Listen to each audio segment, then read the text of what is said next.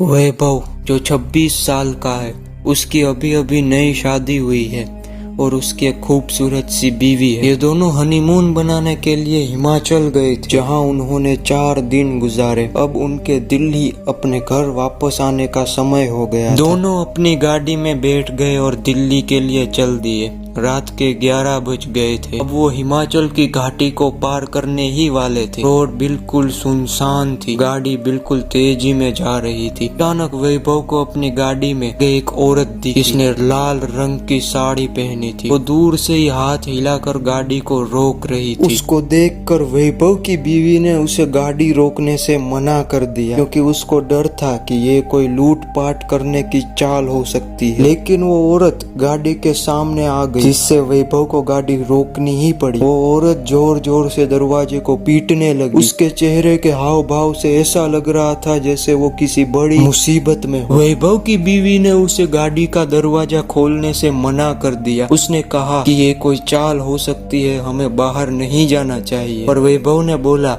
कि अगर सच में ये किसी मुसीबत में होगी तो उसे हमारी जरूरत हो, क्योंकि उसको देखकर वो अच्छे खासे घर की लग रही थी। ये बोलते ही वैभव ने गाड़ी का दरवाजा खोला और बाहर आ गया। वो औरत घबराते हुए बोली, प्लीज मेरी मदद करो। वैभव ने बोला, क्या हुआ है? तो औरत ने जवाब दिया कि मेरी गाड़ी नीचे खाई में गिरकर एक पेड़ से टकरा गई है और उसमें मेरी छोटी सी बच्ची फंसी हुई है, प्लीज उसको बाहर निकालो। ये सुनते ही वैभव की बीवी भी बाहर आ गई और तीनों खाई की ओर भागे।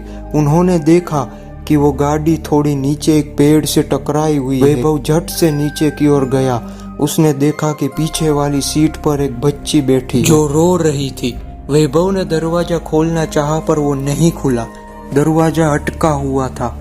उसने बहुत कोशिश की, तब जाकर वो दरवाजा खुला। वैभव ने उस लड़की को बाहर निकालकर अपनी गोदी में रख लिया, पर लड़की अभी भी रोए जा रही थी और मम्मी मम्मी कर रही थी। फिर वैभव की नजर आगे वाली ड्राइविंग सीट पर गई, जहाँ उसे कोई बैठा हुआ लगा। लेकिन आगे वाली गाड़ी का शीशा धुंधला था तो साफ नजर नहीं आ रहा था। उसने अपने कपड़े से उसे साफ किया और जो वैभव ने देखा, उसे देखकर उसकी पैरों तले जमीन ही खिसक गई। उसको विश्वास ही नहीं हो रहा था। उसने देखा कि आगे वाली सीट पर और कोई नहीं, उसी बच्ची की माँ थी जो मदद के लिए वैभव को बुला रही थी। उसने देखा कि वो औरत के माथे से खून निकल रहा और उसकी मौत हो चुकी। वैभव की पत्नी ने वैभव की हालत देखकर झट से उसके पास आई और वो भी ये मंजर देखकर हैरान हो गई। देखते ही वैभव और उसकी पत्नी ने पीछे की ओर देखा, जहाँ वो औरत खड़ी थी, पर वहाँ अब कोई नहीं था। तो ये थी कहानी एक माँ की। अगर ये कहानी आपको पसंद आई तो वीडियो को लाइक और चैनल को सब्सक्राइब जरूर करें।